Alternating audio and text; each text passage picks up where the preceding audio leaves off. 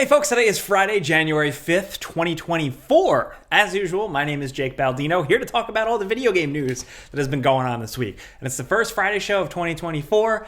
We've been gone. We haven't done like an actual real Friday show news update in like 3 weeks. So It's good to be back. How was your break, everybody? It was good, Mr. Jake. That was awful. Don't do that. Don't do. Ugh. Yeah, I'm doing like Blue's Clues. Like, so what did you play during the break?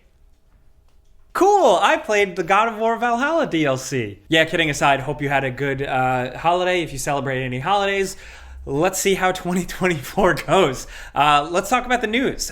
This isn't like a recap of what we missed. We're just starting from this week. So the biggest headline this week, of course, was new PS5 Pro rumors. Of course, we're starting off early, but things are starting to line up once again. So a lot of the rumor this week comes from Tom Henderson of Insider Gaming, who throws out a lot of rumors and leaks and stuff like that, but the track record has been pretty good with them, most recently with them giving us an early idea of what the PS5 Slim kind of revision was going to be. So, but, take that all with a grain of salt. Of course, this is still all just rumor and speculation and unnamed sources, but Henderson believes that we're not going to see reveal at CES, which is like this January, that's like some people are expecting, and that we are going to get a Q3 announcement with the likelihood of it being released by the end of the year, like for next holiday season. This 2024 holiday season has previously been a thing suggested by insiders and stuff like that. Also, this is lining up with other conversations around how this new PS5 Pro is going to bring less from the spec side, but more from the tech stuff going on in terms of AI upscaling and stuff like that. This also comes from like the Insomniac leaks that went down over the break with a lot of information coming out suggesting that some of their upcoming games are going to be using AI upscaling technology, with a lot of people believing that's going to be something that is going to be utilized not by the PlayStation 5, but by the PlayStation 5 Pro and whatever that will bring. So who knows really at this point. I think most people are just happy to have their hands on a regular PS5. Since the summer, I think the PS5 Pro rumors have been more of a thing, a little bit more to chew into, but who knows, honestly. But of course, the other big console rumor mill conversation thing going on this week is the Nintendo Switch 2, or whatever it's going to be called, the follow-up to Nintendo Switch. Analysts this week, specifically reported by GamesIndustry.biz, went on record saying that we are going to see the next Nintendo Switch in 2024. If I think that that's also the case, does that make me an analyst? Yes, you are an analyst. Congratulations. I think honestly at this point, like it is a pretty safe bet to assume that we're going to see the Nintendo Switch successor soon. The Nintendo Switch has been out for a really long time, and I think things are getting interesting with more analysts and people and speculators popping up saying this is going to be the year, because Nintendo just pretty recently was like, no, we're still just focusing on the Switch, blah, blah, blah, blah, blah. But it really makes sense. I've seen a lot of conversation and murmuring around the idea that it's going to be an improvement and iteration on the idea of the existing Nintendo Switch, and not throwing that thing out and making a completely new console. Apparently, this time around, Nintendo really knows they got something good with the Nintendo Switch, so they're making it like the Super Nintendo Switch or something. That's actually honestly what they should call it. That's a good name. I didn't come up with that, but they're probably going to come up with some little extra bells and whistles for it that's going to have some hokey new gimmick, and they're going to call it something stupid. Nintendo's so weird with names. Switch you. Switch you, switch me. And with a lot of those people, those insiders suggesting that this next Nintendo Switch is going to still have a lot of the same features, just with some add-ons, but still have that like portability, hybrid function. I'm happy that it retains that, because I found that to be the most unique aspect of the Switch. Most people just want more power. And of course, over the past couple of weeks, months, we've talked about rumors and leaks and suggestions that the next Nintendo Switch is going to have a significant graphics boost. But as of right now, this is all we know. It's just analysts making, in my opinion, kind of safe bets. But I want to hear from you guys in the comments what you want from, let's both, a PlayStation 5 Pro and a new Nintendo Switch. At this point, what are you expecting? For me, I'm just here for the ride. Better graphics are great. Like, we'll see what else they bring. So, yeah, let me know. Oh, and food for thought, this analyst did say, like, along with that prediction, also that Nintendo might be fully committing the jump to $70 US game prices, which For Nintendo, that's harsher because Nintendo games just never go on sale. So like if a game is coming out and it's $70, it's $70 until the end of time. Also, in a really cool story, I was excited to like get on camera and share this today. Tetris has been completed. It has been beaten. That is something that wasn't really a thing. Like it could be beat by like a computer, like AI, but Tetris, once you got to a certain level, it's just the blocks come down so fast that you can't do it. But one person, a lot of people have really pursued this act, but one person finally won on a live stream. They completed the game. This is a 13-year-old young man by the nickname Blue Scooty. The video is up online. They interview him after. It is like an ungodly feat, in my opinion. Someone who has never been very good at Tetris, but understands how Tetris goes, and who watches other people play Tetris that are actually good. You're great. My wife's great, but like I can't do it. As but someone who is really good at Tetris, I'm very upset it wasn't me. You'd have to put in like you'd have to make it like your job. Well, this kid did, and congratulations, an incredible accomplishment. I don't see this one getting like enough like headlines on YouTube and stuff like that, but it should, because that's nuts. Look into it. There's like a whole technique how people like him play this high level of Tetris. There's more ways you use the controller and how your hands work, really how your brain works. It's something else. So we will link that story and the video in the description down below, as well as everything else I talk about this week. Can we just take a second to...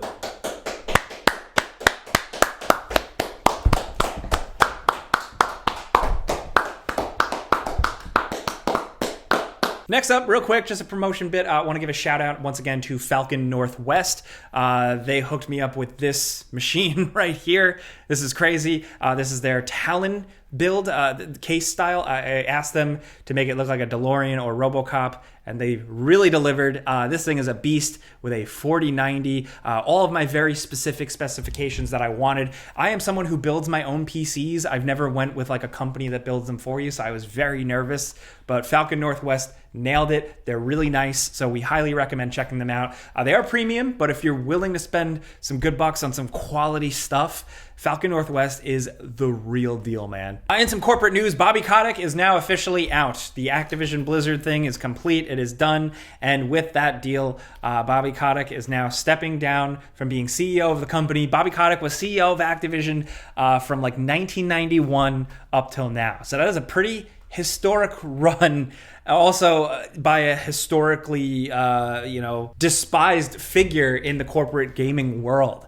A lot of people have pointed to him for all the bad decisions that Activision has made over the years in terms of like monetization, poor quality, just rushed releases, stuff like that, to the point where now even developers have come online and said, yeah, this guy at the head of everything had actively made a lot of our games worse through his decisions. Not a lot of love lost for this guy, and I won't defend him. Like he's been around Activision so long that he was there at a point when Activision made some good decisions. But hey, I'm just curious to see, like as a person who talks about this stuff, follows this stuff, this history, I'm curious to see where it goes now. With leadership changes, are we going to see Activision making different decisions?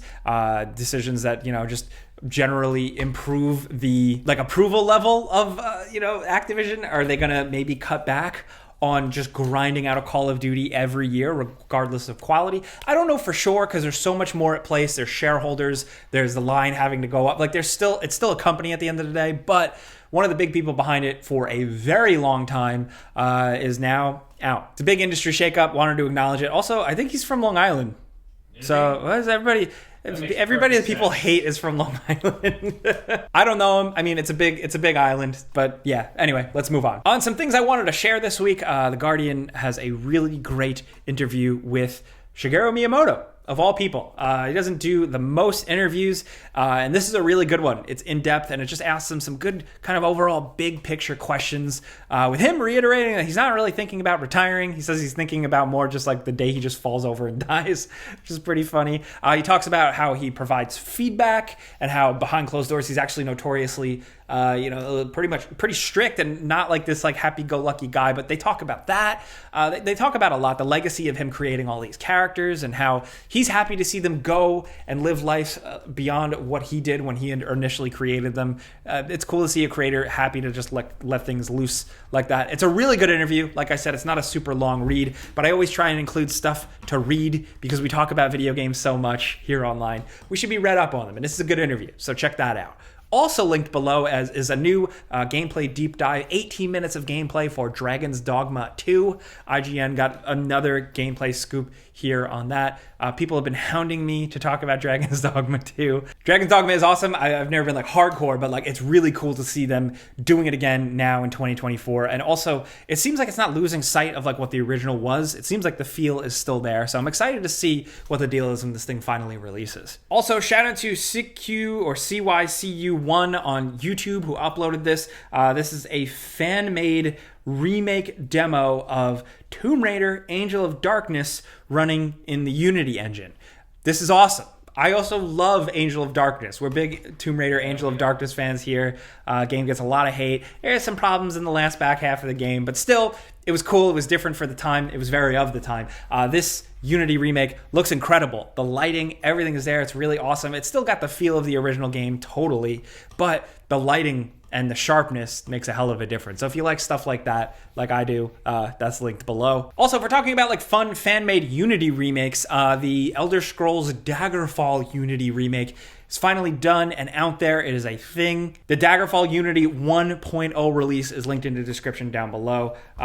People essentially did an open source recreation of Daggerfall in like a new modern engine. And it's got mod support, it's got quality of life updates and stuff like that. So if you want some Elder Scrolls history, if you want to kind of school yourself on what Elder Scrolls used to be back in the day, here you go, man. Also, in some news, PlayStation put out like a blog post and like a marketing trailer showing games that are, as of right now, slated to be released in 2024. And what caught people's eye is the Metal Gear Solid 3 Delta remake and the Silent Hill 2 remake. So now people are taking that as like, yes, we might see these games in 2024. Is that the case? I don't know for sure. I actually expected to see them later. So I don't want to be the bearer of bad news, but we'll wait and see on this one. The Silent Hill 2 remake has been in the works for a while, but that is like a full-ass, ground-up remake by a new studio. And then the Metal Gear Solid 3 one doesn't look like it's going to be as comprehensive. It's more like a graphics thing. The gameplay looks like it's pretty much the same, but I don't know how long they've been working on that. When it was announced, I had kind of assumed that it was